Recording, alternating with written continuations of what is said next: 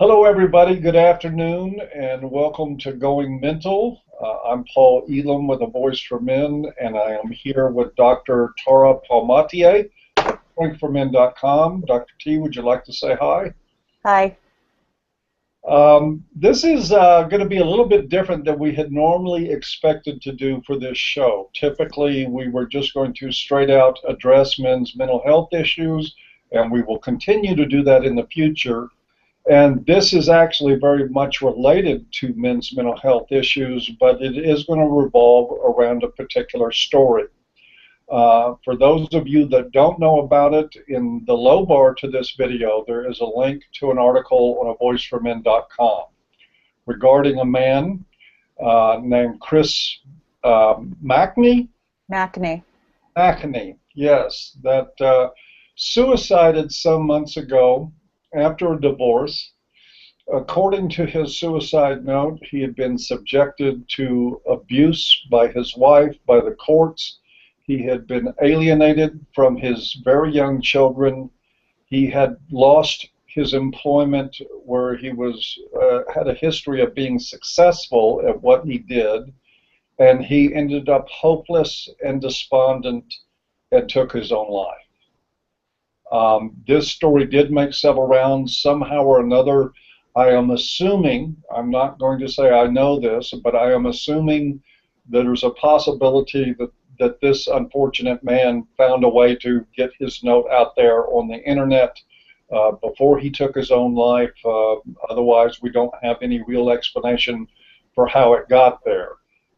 Whatever happened, it seems plausible that it was his will that people read this and know about it. And again, I'm saying that with some caution because I don't know the circumstances, all the circumstances behind his suicide and behind his divorce. What I do know is that according to his suicide note, which I have read and which is now posted to avoiceformen.com, it was a very, very rough go for him going downhill all the way till he hit bottom and could not take it anymore.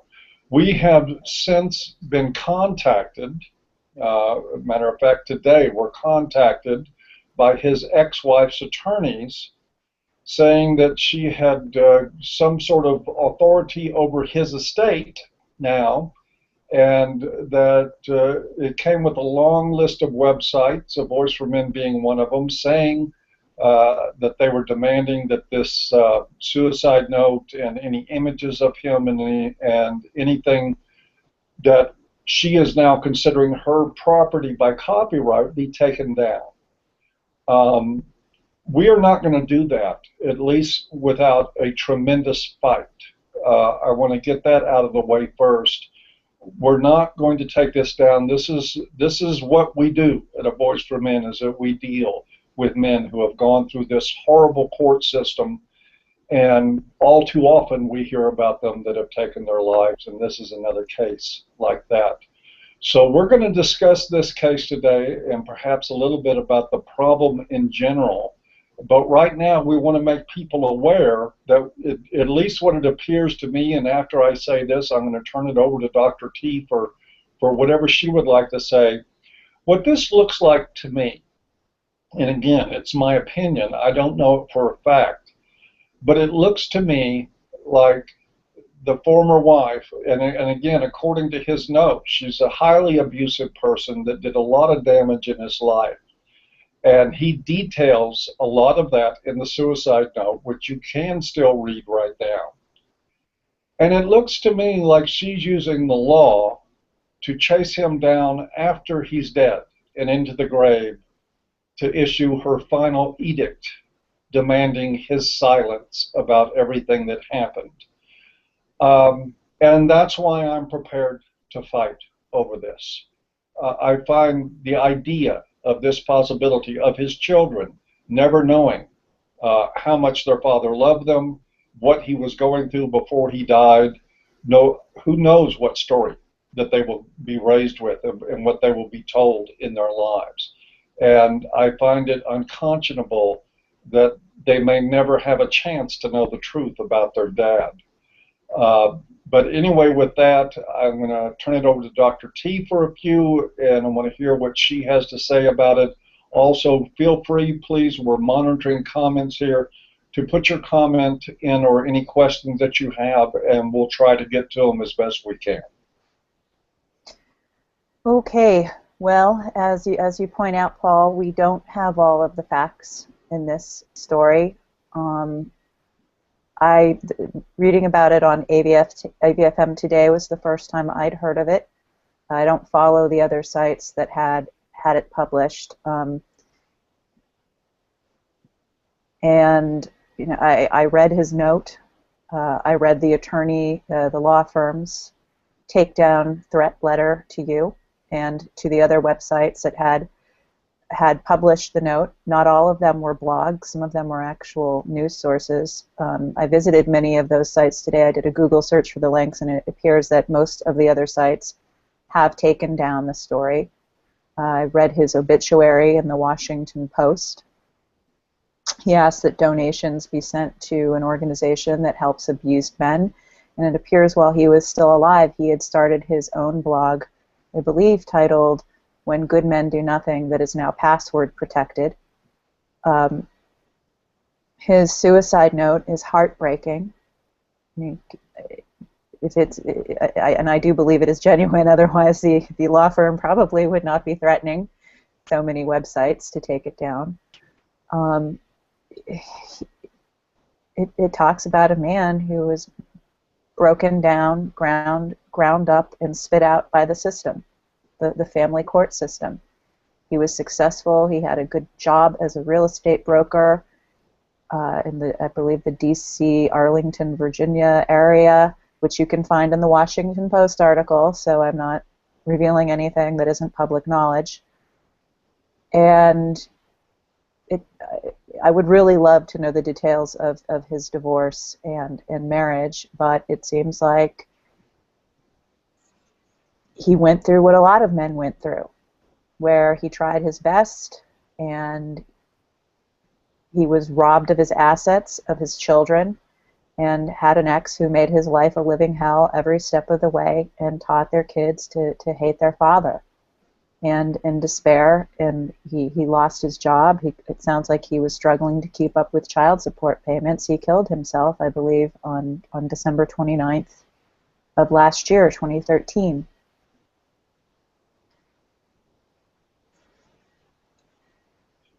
One of the things that struck me, Dr. T, about that note, and it always does, but the particularly heartbreaking aspect of it is his going back to referencing, just like you mentioned with the name of his blog, of what happens when good men do nothing, and how incredibly alone that he felt, that the court was against him, officials were against him, all the attorneys were against him. All he wanted to do was to be able to keep his head above water financially and have his kids and to be with them. And everybody, the whole world, it seemed like, and this is what happens. It's first of all no wonder that the suicide rate between men and women is like 4 to 1, and during the process of divorce and significant breakups, it goes up to something like 10 or 11 to 1.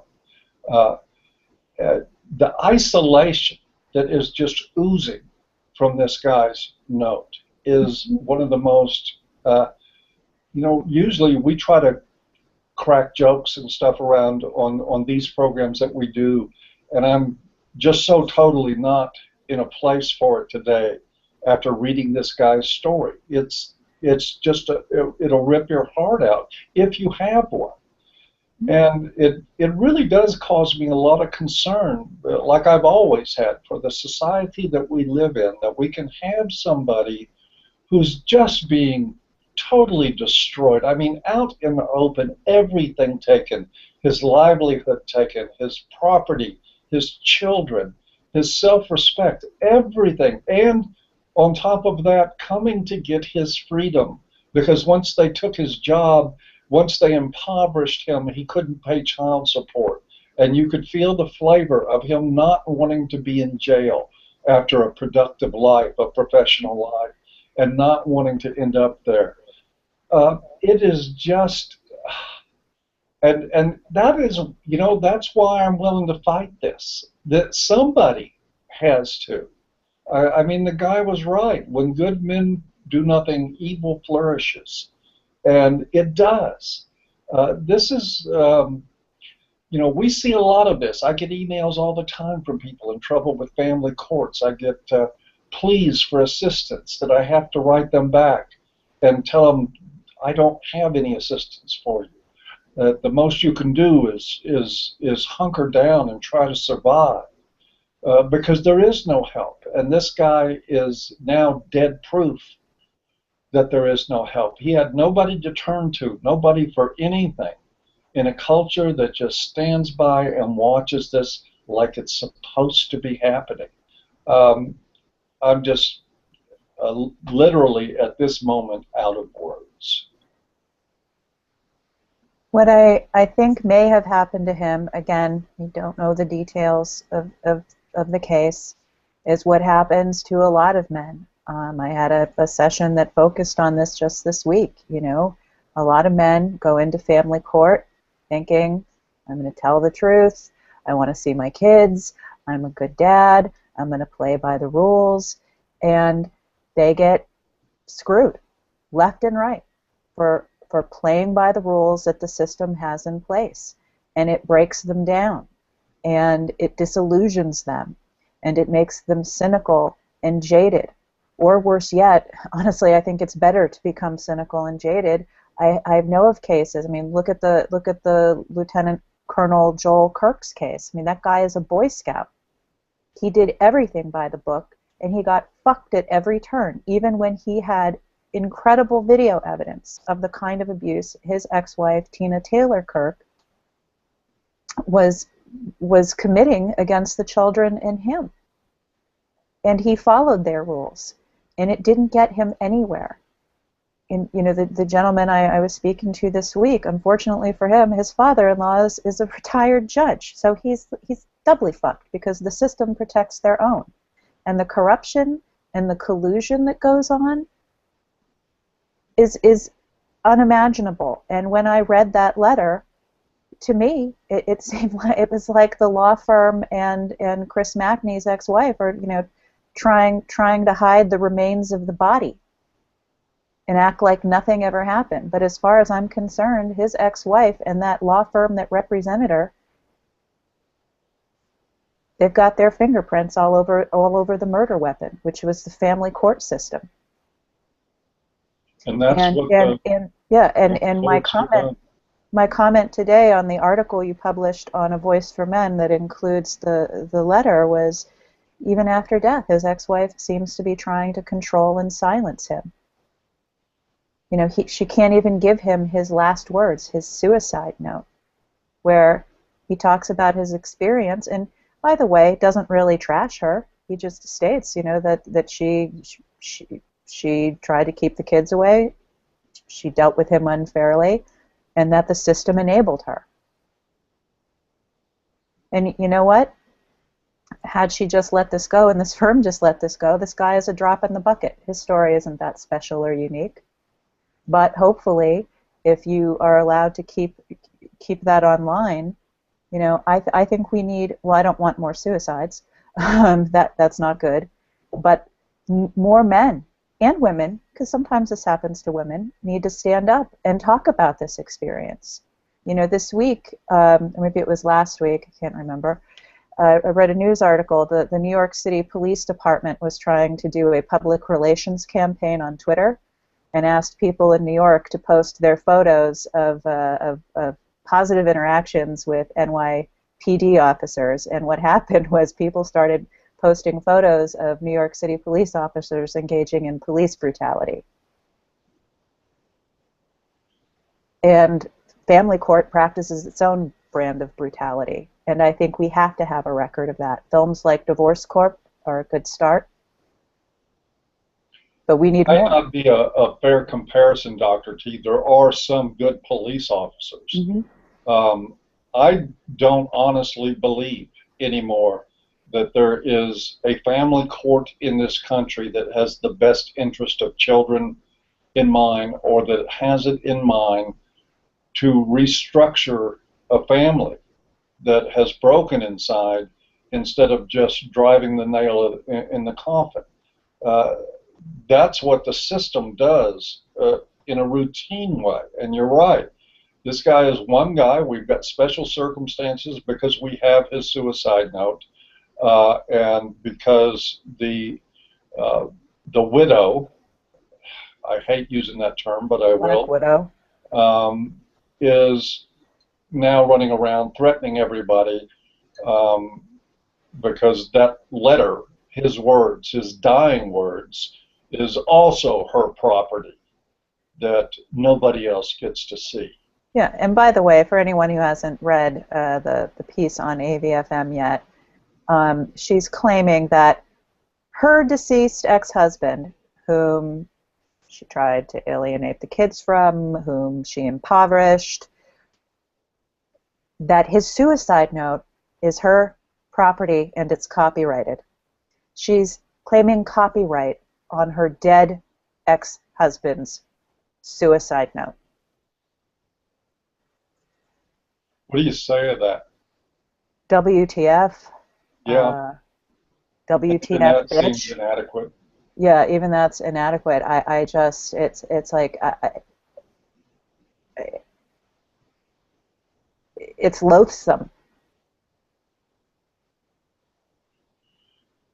You know, there are, I think, believe it or not, some women out there that would be trying to get to the bottom of the death of their children's father, and who would have the wisdom, and I know that there's women out there that have the wisdom, but this is the point about the loaded gun. When we talk about the loaded gun that this culture puts in the hands of women, this is exactly what we're talking about. Dr. T was not engaging in hyperbole when she said that the X's in the court's fingerprints are all over this corpse. It is. Women have the option in this culture to capriciously destroy lives and destroy their own children. I mean, can you imagine what these children are going to grow up with now, with a father that's suicided, and who knows what story they'll be told? This is what our family courts produce, and they do it by handing women a gun and telling them they can use it with impunity. And I'm not saying that makes women any morally inferior to men at all, because I believe if you take any group of people and you tell them time after time after time, year after year after year, that you are owed, that you have this coming to you, that it's right for you to take anything that you want, they're going to end up doing it. I mean, that's what happens when you put childish power in the hands of a grown-up. And so, again, I'm not blaming women for this. It is our courts that are killing people. And I hope a few more women stand up, because I know that there are every other weekend grandmothers out there. I know there's lots of them. I know there's lots of grandmothers that have been cut off entirely from their grandchildren, don't get to see them at all. I know that there is sisters of men and mothers of men that have watched their brothers and their sons destroyed this way over and over and over again. And it just blows my mind. It really blows my mind that there is not a thundering collective outrage about this, and that judges aren't getting voted out of office left and right, and that politicians aren't getting voted out of office left and right until they straighten this mess up. They won't straighten this mess up voluntarily. They profit from it. Right. But the thing is... That's like asking the foxes to fix the broken latch on the hen house door. Why would they? I'm going to go with George Carlin on this one. And we get what we asked for in this culture. We allow this to happen. We could vote the bastards out of office and let them know why we're voting them out of office. And voters could tell judges and other politicians, fix this or we'll vote you out. You're going to be a one-term wonder. Everybody's going to be a one-term wonder until you quit destroying our families and our children. And because it's not happening to women, because it's only happening to men, then people don't do anything about it. And it is the absolute pits, the depth of social lack of empathy and lack of concern.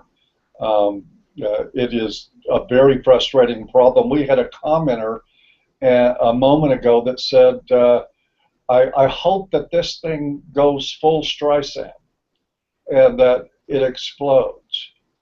And I do too. And, you know, that's part of what we're doing here now is talking about it for that reason.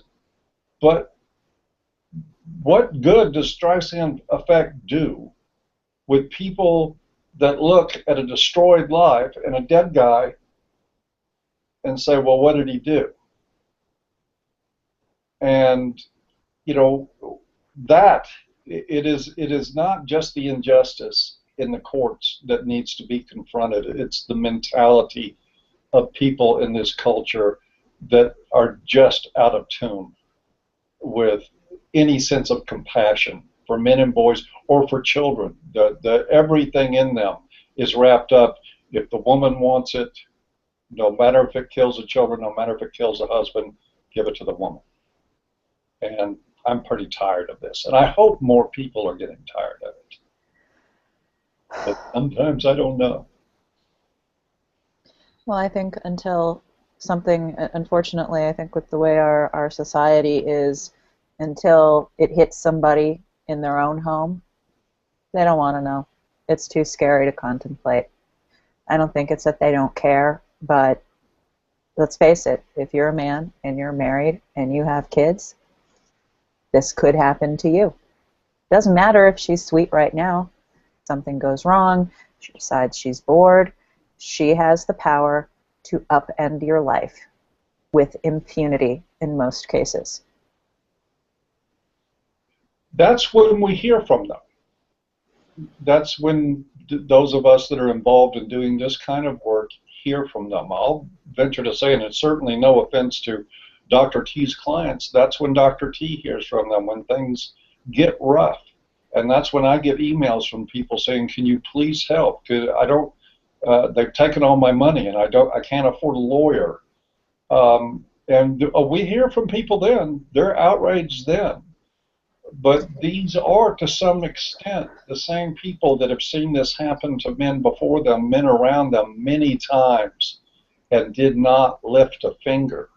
That's my only, you know, I honestly, and I'm not kidding about this, I could not take this, doing this. I would never open my email if I didn't know that most of the people that were writing me for help that I can't give them are people that have never done anything until it happened to them. That's the only thing that saves my conscience, because it's gut-wrenching to read these emails to say, I loved my wife for 15, 20 years. I did everything. I worked. I brought all my money home. I never cheated, never hit her, never did anything. And now she's taking everything. Can you help me? And I can't. Boy. Mm-hmm. Not a very upbeat talk today. Well, I know how you feel. Oftentimes, at least once a day. You know, the sad and harsh reality is that I can't fix a corrupt and broken family court system. You know, the best I can do is to offer advice. Have you considered this? Hey, quit giving her money you're not court ordered to because you want to be the good guy. And a lot of times what I try to do is help men get their self-preservation instincts to kick in. Because they're willingly bleeding themselves for for their exes who will just take until there is nothing left but an empty husk. And And then they'll get sometimes, mad at them for being an empty husk. well, that's right, and go to jail now that I've taken everything and you've got nothing left to give, you deadbeat. You know, who's the deadbeat? The person who's busting his ass working 3 jobs, or the person who's collecting checks for doing fuck all? Who's the deadbeat? All right. But as I discussed with a client earlier this week, look, you know, you've tried playing by their rules. It's not working. I'm not telling you to break the law, but you can either keep playing by their rules and continue to impoverish yourself and to feel hopeless, defeated, and despair, or maybe you need to walk away from the kids for a while and hope that they can come back to you at some point as they get older and work on rebuilding your life, your emotional well-being, your financial well-being.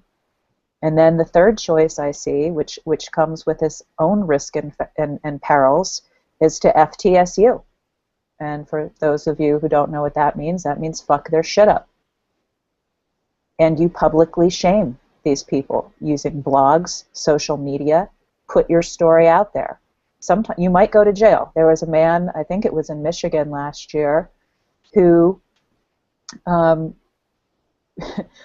went to jail because he posted on his private Facebook page, which was private, not public, that he didn't think a judge's ruling in his family court case was fair. His ex-wife somehow managed to access his page, took a screenshot of it, brought it to the judge, and the guy got thrown in jail just for saying he wasn't happy with a judge's ruling, which is absolutely mind-blowing. Judges are not gods. They're people in black robes. That was 5 years. Yeah, five years for a Facebook post saying he disagreed and wasn't happy with a judge's decision. Okay? This is the kind of insanity that is going on.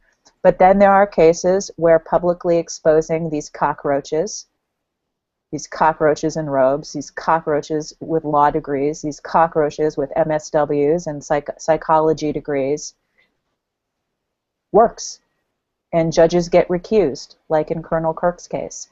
And crooked ADAs like Mary Collette, well, she didn't lose her law license, but if her cronies are voted out of office in Ellsworth, Maine, good luck to her getting another job as an attorney anywhere. Never happened. With the sanctions levied upon her by the state of Maine. So sometimes publicly exposing them, shining the sunlight on their abuses will work. Or it could land you in jail, or it could mean that you will not get to see your kids until you're 18, but what the hell? It's not like you're getting anywhere by doing what they tell you to do. You're just making it easier for them to screw you and your kids. So my message to guys out there is if you are in that position, don't end your life. I know it hurts to lose your kids. I know it's gut-wrenching. It's heartbreaking. But they won't be kids forever, and there's always a chance that you might be able to have a relationship with them later. So take care of yourself, get help, get support, talk to people. And even if your kids don't come back to you, there's a whole world out there. You can have friendships, you can have a meaningful career. Your life is not worth some twisted person you were once married to. There's another answer, too, that I think is encouraging, and it's called MGTOW. And I'm a huge supporter of the idea. You know, guys, you don't have to get married. You can even love somebody without marrying them.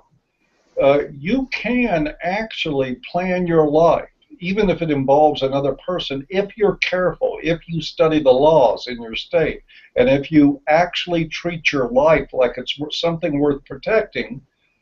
There is a lot that you can do to prevent some of these things from happening to you. And in some places, you know, where I am in Texas, marriage, just don't. Just don't even think about it, because prenup, useless. Toilet paper, means nothing. They will tear that up and take your shit as quick as you please and not think twice about it. Don't enter a contract with the state, because that's what marriage is. It is saying, I'm going to make a contract. The wife comes with the deal for a while until she possibly gets tired of you, or until the pool boy starts looking hot, or until you're 7 years into your career and you're making peak money, and she's sitting there with a calculator figuring the child support for one kid, the net worth, and your income. And if you think that some women aren't that calculated, you're out of your mind. You need to learn better. They're every bit that calculated, and they will go look for it, and they will get it, and they'll point the finger at you. And if you're lucky, you won't end up like Christopher. If you're lucky. You don't have to enter a contract with the state, because that's what marriage is. And believe you me, that after your wife is gone, the state doesn't go away. The state you're still married to, and they're going to take from you and take from you and take from you until you're used up.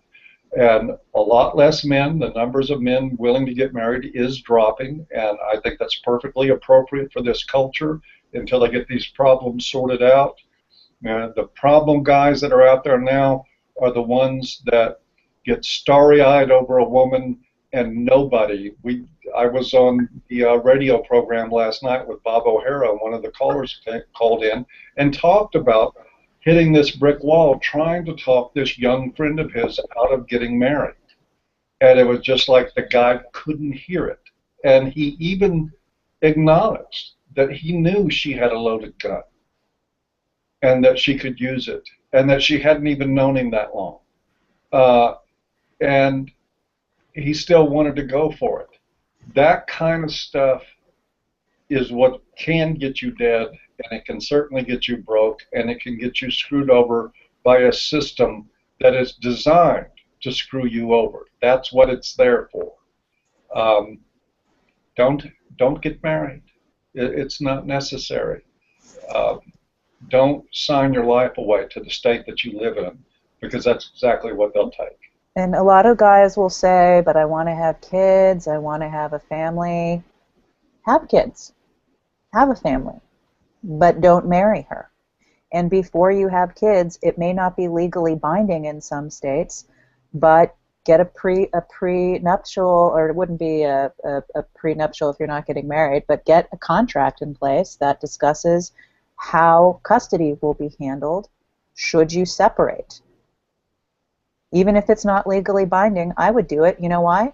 Because you're going to get a pretty darn good idea how the woman who claims she loves you so much and wants to be with you forever and be the mother of your children is going to handle custody and parenting should your relationship not work out.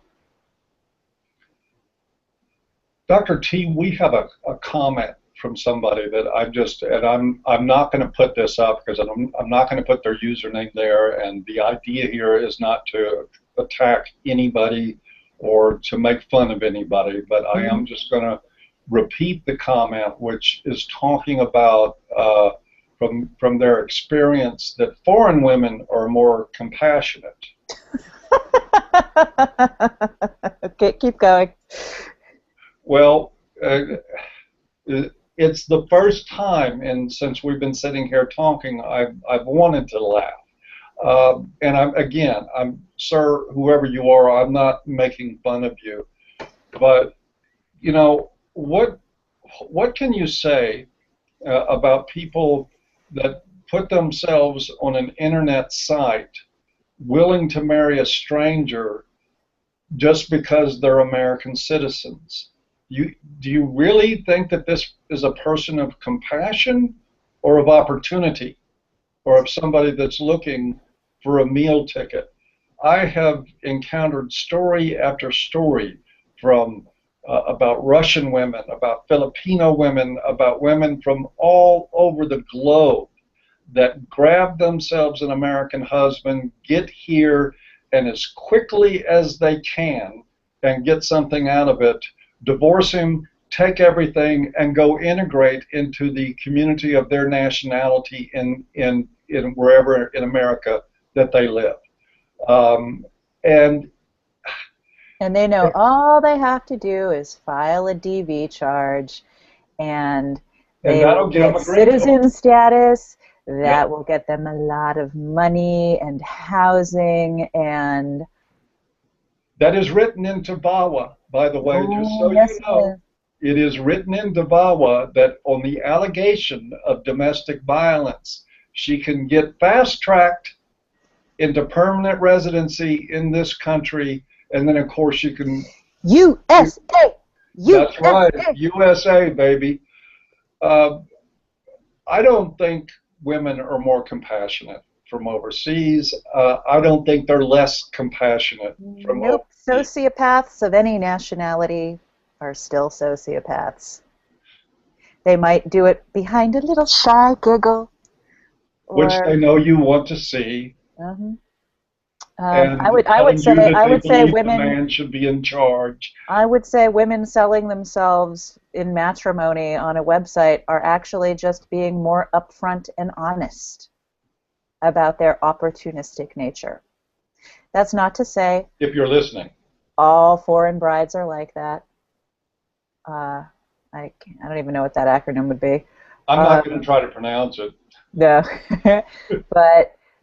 But I can think of at least a dozen cases off the top of my head where men married foreign brides from nations that were not first world countries, and in quick order, after they got them back to the States, the wheels fell off the bus, DV charges were filed, and these guys couldn't figure out how their sweet little non-Western woman could do such a thing.